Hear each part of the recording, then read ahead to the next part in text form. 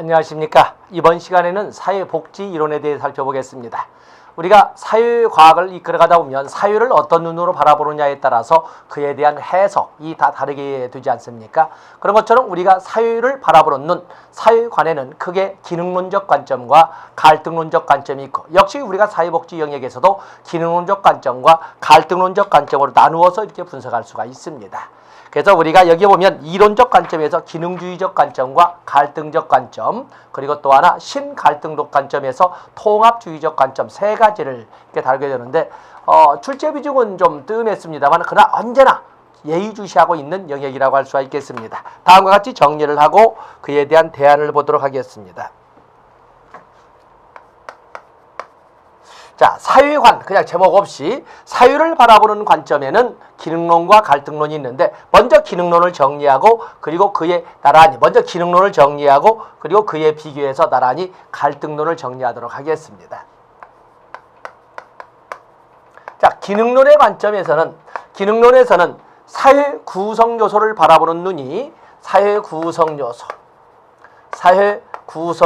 인적 구성 요소인 인간들이나 물적 구성 요소인 시설, 기관, 제도, 정책 이런 등등 사회 구성 요소의 입장을 자발적 합의에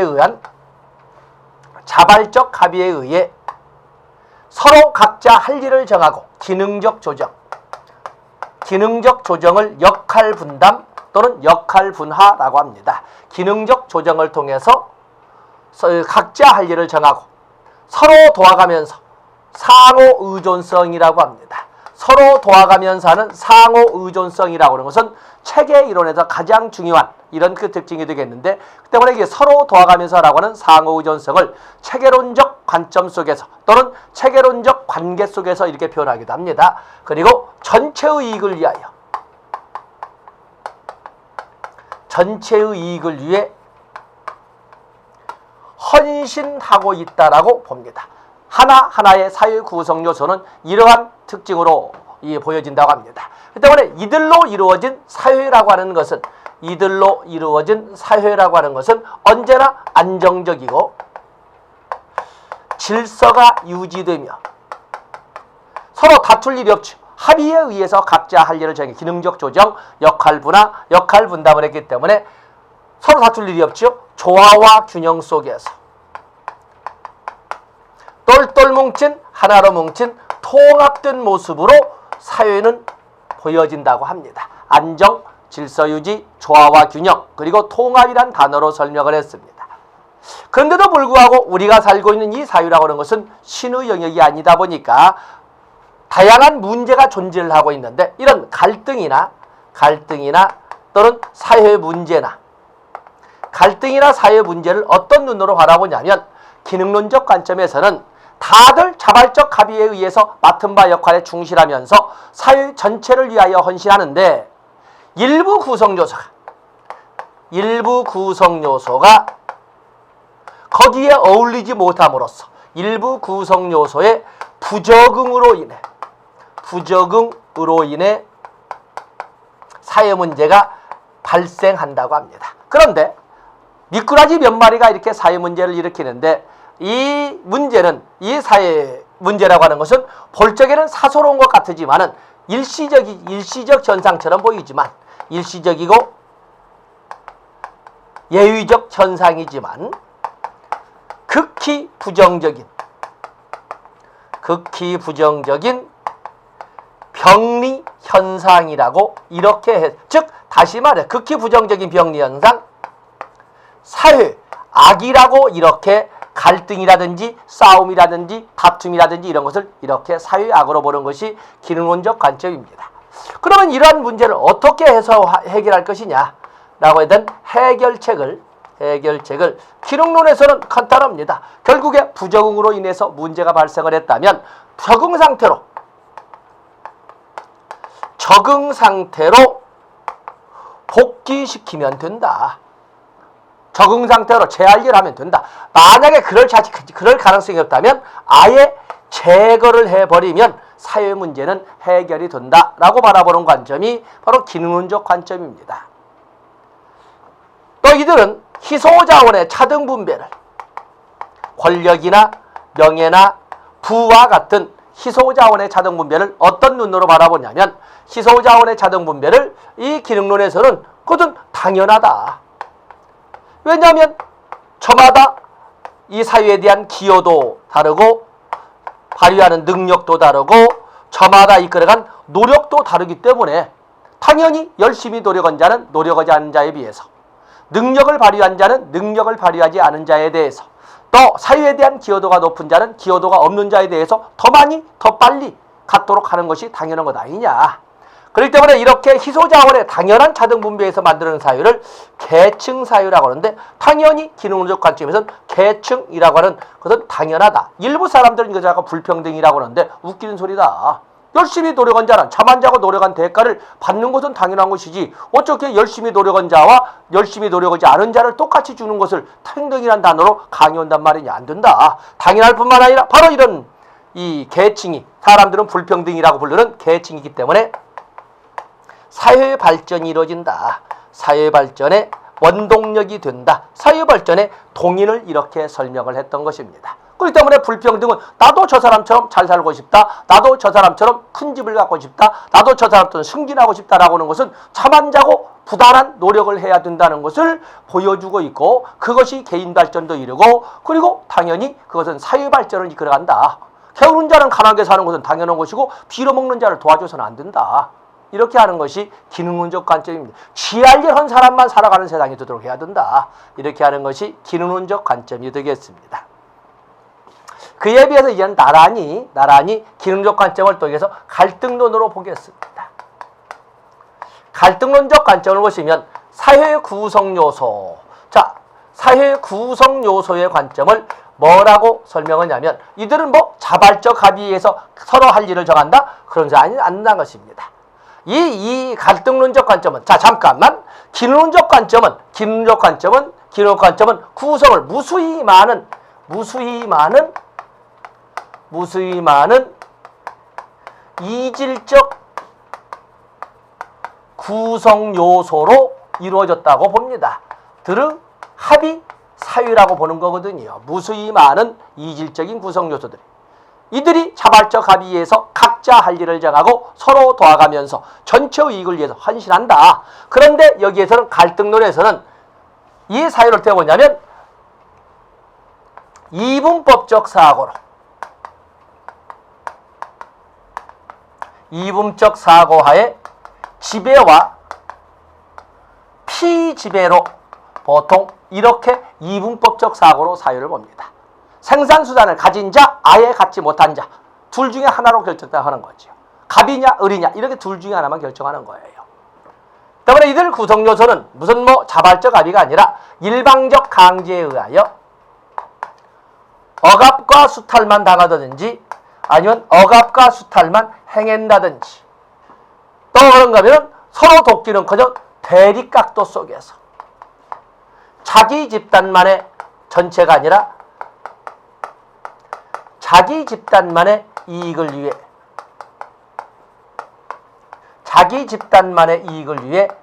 투쟁하고 있다고 이렇게 보고 있습니다. 자기 집단만의 이익을 위해 투쟁하고 있다. 이런 이 구성요소 이루어진 사회라고 하는 것은 언제나 안정, 질서유지, 조화, 균형, 통합 이런 단어 쓰지 않고 끊임없는 변화가 꿈꿔지고 있고 변화가 초래되고 있고 질서가 유지되기보다는 끊임없는 이합집산이 보편화되어 있고 조화와 균형보다는 소위 갈등과 경쟁이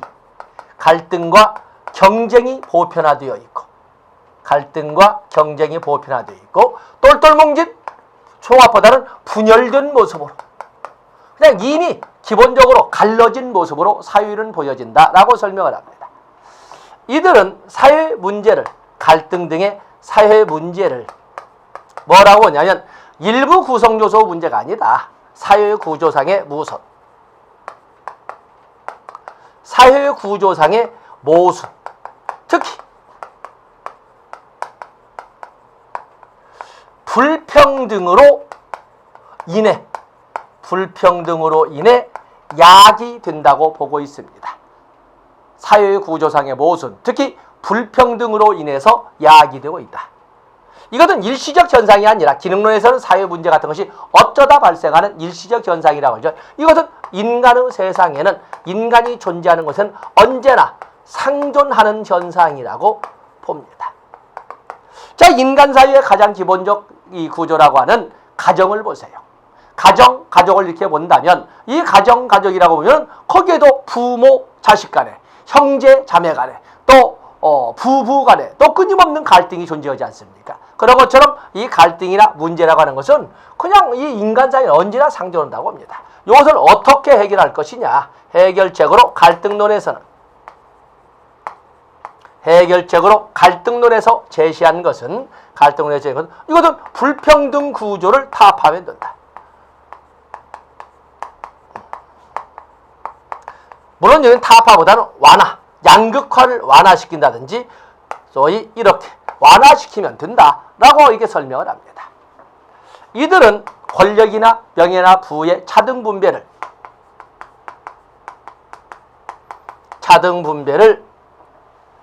지배층의 기득권을 유지하기 위한 지배층의 조작이라고 봅니다. 뭐 열심히 노력한 자와 노력하지 않은 자, 말은 그럴싸하지만 그건 기본 전제 조건이 뭐냐면 모든 사람은 똑같은 정치, 경제, 사회, 문화적 조건, 유전적 조건까지 똑같이 가지고 태어났다.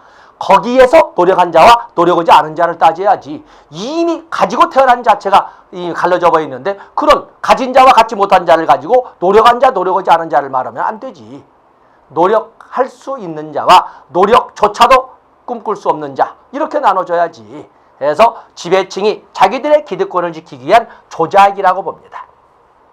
이들은 이렇게 차등분배, 불공정한 배분에 의한 사회 모습을 계급이라고 표현하는데, 계급은 타도되어야 한다라고 이렇게 보는 것이 갈등론적 입장이 되겠습니다.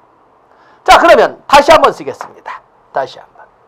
자, 기능론과 갈등론이 있지요. 자, 문제 발생의 원인을 어디서 봤어요? 문제 발생을 기능론에서는 부적응에서 봤고, 그렇죠? 기능론에서는 부적응으로 인해서 야기된다고 봤어요. 부적응으로 인해서. 갈등론에서는 불평등에서 본다고 그랬잖아요. 불평등으로 인해서 야기된다. 불평등으로 인해서 야기된다고 봤어요. 그러면 이에 대한 사회복지적 접근은 어떻게 해갈 것이냐? 이에 대한 사회복지적 접근은. 그래서 국가 개입으로서는, 사회정책적 개입으로서 기능론에서는 그러면 부적응, 그가 속한 사회에, 그를 둘러싼 환경에 어울리지 못한다면 어울리게 해줘야 되겠네. 어울리게 해줘야 되겠습니까? 그렇게 해서 그가 속한 사회에 어울리게 하면 전통적 모델을 씁니다. 전통적 모델을 쓰는데 이 전통적 모델의 방법이 바로 상담이나 심리치료나 가족치료가 되겠습니다. 그에 비해서 갈등론적 입장에서는 부적응의 원인을 특히 불평등에서 찾기 때문에 이 불평등의 문제를 어떻게 해결한다? 바로 이 불평등의 문제를 전통적인 관점이 아니라 급진적인 관점에서 접근을 합니다. 급진적인 관점으로. 그렇기 때문에 이것을 공공부문주의 사회정책이나 사업의 영역을 설명하는데 기능론적 관점에서는 전통적으로 달래고 스스로가 어울릴 수 있도록 해준다는 거예요. 그런데 이것을 정책적 국가 개입적 측면으로 가면 국가가 나서서 그렇게 할 수 있도록 해준다. 그렇기 때문에 정책적 측면에서는 맞아면 기능론적 입장에서 정책적 측면의 해결책은 그것을 고용정책, 어울릴 수 있도록 국가가 개입해서 어울릴 수 있도록 해준다. 고용정책이라고 설명하는 것이고, 그래서 갈등론적 입장에서는 국가에서 불평등이 깨지게 만들어준다. 아무리 노력해도 더 가질 수 없는 자에게 더 가질 수 있도록 해준다. 소득정책을 사용한다고 합니다. 그래서 해결책으로 국가 개입론인 정책, 사회정책론에서는, 기능론에서는 고용정책을, 그리고 갈등론에서는 소득정책을 사용하게 됩니다. 그에 비해서 종래부터 해왔던 민간 부문의 개입으로 본다면 역시 전통적으로 기능론에서는 옛날부터 내려왔던 방식으로 달래면서 그 개인 스스로가 어울리게끔 하도록 이렇게 심리 상담이나 또는 심리 치료로 이끌어가는 데 비해서 갈등론에서는 급진적 방법으로 투쟁입니다. 혁명이나 사회행동을 통해서 이끌어갈 수 있다고 보고 있는 겁니다. 그래서 여러분들은 이 정책이나 소위 사회복지적 지원의 입장을 국가 개입에 의한 정책적 측면과 그 민간 부문이 주관할 수 있는 사회복지 실천적 측면으로 나누어서 접근해 주시면 됩니다. 자, 먼저 보고 그리고 신갈등론을 보겠습니다. 자, 여러분들 거기 보시면 5페이지에 보시면 기능론적 관점, 이론적 관점 보면 사유를 하나의 체계로 보고 사유가 상호 의존적 부분들로 거기 상호 의존적 또 전체를 구성하는 것이므로 상호 협력을 통한 협의와 역할 분화, 역할 분화를 기능적 조정이라고 말씀드렸죠. 역할 분화로서 효율성을 추구한다. 두 번째 보시면 갈등적 요소는 사회 악으로 간주되어 이건 기본적으로 제거할 것을 기본 전략으로 삼는다. 또 보면 기능적 필요 조건인 적응, 사회와 통제를 위한 기관이 제도를 창출한다고 본다. 그래서 여기 나오는 합의, 기능적 조정, 상호 의존성, 전체, 헌신, 안정, 질서 유지, 조화, 균형, 통합 이런 단어로 나열된 것은 바로 기능론적 관점이라고 보시면 됩니다. 다음 페이지에도 똑같은 말이 나와 있지요. 거기에 보시면 3번에 2번에 3번 사회적 부적응을 대상으로 해서 고용정책을 추진한다. 사회복지 실천에서는 전통적인 방법인 전통적 모델인 상담이나 심리치료, 가족치료를 선호한다. 이렇게 같이 적어주시면 됩니다. 그에 비해서 갈등주의적 관점을 이렇게 보시면 갈등주의적 관점에서 보시면 사회는 희소자원을 지배하려는 이익집단의 경쟁과 투쟁의 상태로 갈등은 불가피하게 내재되어 있고, 이 말은 뭐야? 인간이 존재하는 동네에는 언제나 어디서나 상존하고 있고 갈등은 끊임없이 순환된다. 갈등은 끊임없이 바뀌어가면서 발생하게 된다. 변화란 단어가 나와 있는데 두 번째도 사회변화, 그 다음에 세 번째 경쟁적, 네 번째 불안정, 다섯 번째 갈등 조례, 또 내부 변화 이런 나와 있죠. 그러다 보니까 갈등주의적 접근 방법에서는 피지배 계층이라고 할 수 있는 압제와 수탈을 받는다고 하는 피지배 계층을 위한 그들을 위한 정책으로 사회정책은 표출됩니다. 그렇기 때문에 2번에 1번 다수의 이익을 보장, 이때 다수라는 것은 억압과 수탈을 받는다라고 자칭하는 바로 피지배층을 위한 그런 정책이 수립된다. 그리고 3번에 보시면 사회 불평등을 대상으로 노동자를 위한 이런 방법으로 소득 정책이 추진된다. 소득 정책. 그래서 갖지 못한 자 더 가질 수 있게끔, 아무리 더 많이 가질 수 있는 자도 거기까지만 갖게끔 이렇게 하는 방법으로 접근하는 것이 기능론적 관점입니다. 그리고 사회복지 실천적 측면에서는 소위 좀 급진적인 싸나운 방법으로서 혁명이나 사회행동과 같은 방법을 선호한다고 그랬습니다. 다음에 통합주의적 관점, 신갈등주의적 관점은 양자를 모두 비판하는 입장에서 중간적 태도를 대하고 있는데 거기 1번에 1번 갈등을 무조건 기능론처럼 사회악으로만 보지 않고 사회와의 한 형태로 보고 또 갈등은 사회 분열을 일으키는 사회악의 역할로만 보지 않고 재통합을 위한 수단으로 본다. 1번은 기능론적 입장을 비판하는 입장입니다. 다음에 2번에 보시면 사유라고 하는 것은 다원성을 가져서 단순히 가진 자, 갖지 못한 자, 지배, 피지배 이렇게 가리지 않고 다원성을 가지고 있기 때문에 서로 자기 집단만의 이익을 위해서 싸우는 것만 아니다. 이익의 조화를 추구하기도 한다. 두 번째는 갈등론을 비판하는 입장입니다. 그렇다면 이 갈등이라든지 이런 많은 사회 문제가 꼭 부정적인 것이 아니라면 그들 사회 발전을 위하여 선용하면 될 것 아니냐 하는 문제가 되겠는데, 그래서 1번에 4번 사회갈등의 제도화를 통한 정책을 수립합니다. 사회갈등의 제도화를 위한 정책을 우리는 입법정책이라고 합니다. 그러면서 사회갈등의 제도화를 통하여 사회통합을 추구한다. 그리고 쭉 내려가면 4번에 사회해체를 대상으로 해서, 아까 기능론에서는 부적응, 갈등론에서는 불평등, 그런데 이 신갈등론 통합주의적 입장에서는 사회해체를 바탕으로 해서 입법정책을 추진한다고 설명을 합니다.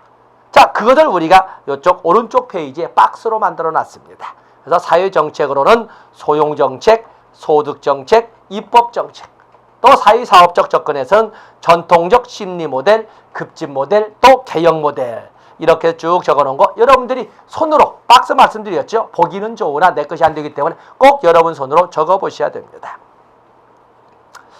다음에 두 번째가 사회복지 이념과 사회정책 이론이 있는데 바로 이 사회정책 이론이 반드시 나오는 영역이 되겠습니다. 사회정책 이론. 사회정책 이론은 무조건 나옵니다. 기능론, 갈등론에 관련된 이것 입장도 강조를 했지만 이보다 더 출제 비중이 높은, 그냥 높은 것이 아니라 그냥 나오는 것이 사회정책 이론이 되겠습니다. 자, 사회정책 이론. 사회정책 이론이라고 하는 것은 사회정책은 또는 사회복지정책은 어떻게 만들어졌을까? 가장 먼저 대표적인 것이 산업화 이론이 있습니다. 산업화 이론. 사회정책이란 산업화 과정상의 문제 해결책으로 등장한 것이다. 산업화 과정 중에는 필연적으로 무수히 많은 문제가 발생을 하게 되는데 그러한 문제를 풀어가기 위한 하나의 해결책으로 등장하고 쌓인 것이 바로 사회정책이고 사회복지다라고 설명하시 산업화 이론입니다. 그러니까 산업화 이론은 참으로 묘하게도 어떠한 이념을 가지고 있던 어떤 종교를 가지고 있던 어떤 문화를 가지고 있던 간에 모든 인간 사회에서는 거의 비슷한 수준에서 비슷한 문제가 발생하고 그 비슷한 문제에 대해서 거의 비슷한 해결책을 강구하더라는 겁니다. 이념에 관계없이 마치 약속한 듯이 수렴 이론 이런 걸로 볼 적에 산업화 과정 중에 발생하는 다양한 문제에 대한 해결책 중에서도 그 중에 가장 최선에 가깝다라고 분석된 거나 다름없다. 그래서 합리 이론이라고도 합니다. 또 그런가 하면 여기는 어떠한 이념을 가지고 있어도 참으로 묘하게도 비슷한 해결책을 가지고 접근하는 걸로 볼 적에 이념, 이데올로기와는 무관한 이론이다. 탈이데올로기 이론 또는 체제의 종원이라고 합니다. 체제의 종원, 탈이데올로기 이론. 자, 이런 식으로만 쓰겠습니다. 이게 바로 산업화 이론. 그렇기 때문에 사회정책이라고 하는 것은 산업화의 발달 정도가 높아지면 높아질수록 사회정책의 발달 정도도 높다라고 하는 것이 산업화 이론입니다. 다음에 사회양심론. 사회양심론은 구성원들의 인도주의,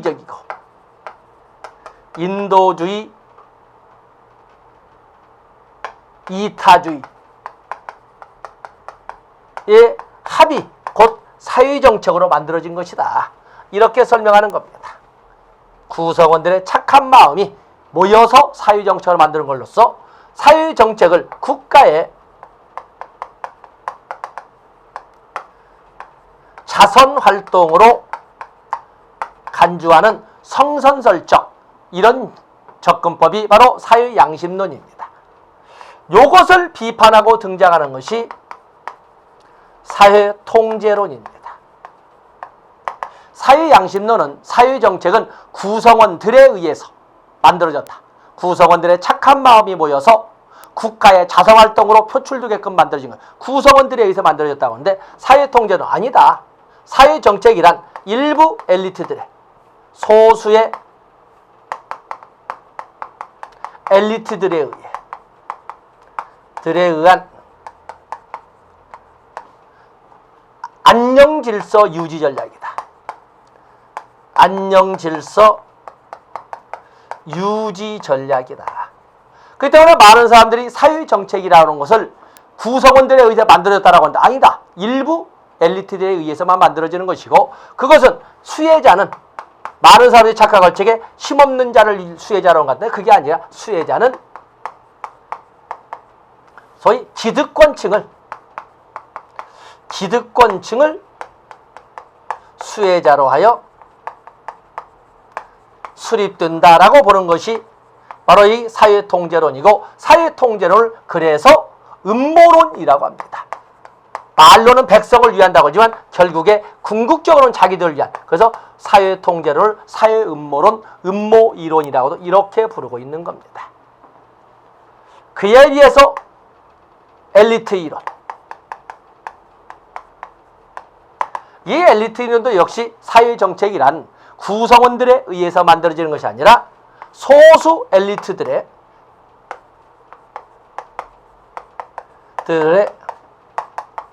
사회개선 노력의 일환이다 라고 설명하는 것이 엘리트 이론이 되겠습니다. 사회개선 노력의 일환이라고 하는 것이 바로 이 엘리트 이론이 되겠는데, 이 엘리트 이론에서 보시면 이 엘리트는 문제는 여기처럼 부정적으로 보지는 않습니다만 문제는 하향적 정책 수행이라는 거죠. 말은 참 부드럽게 사실은 국민들을 무지한 존재로 보고 소수 엘리트들이 일방적으로 이끌어가는 정책, 물론 그들의 의지는 사회개선, 사회개량, 사회발전을 위한다고 하지만 결국에 일방적인 국민들을 무지한 존재로 전제한다는 이런 특징을 가지고 있습니다. 이러한 것들을 모두 비판하고 등장한 것이 바로 다원주의 이론이 되겠습니다.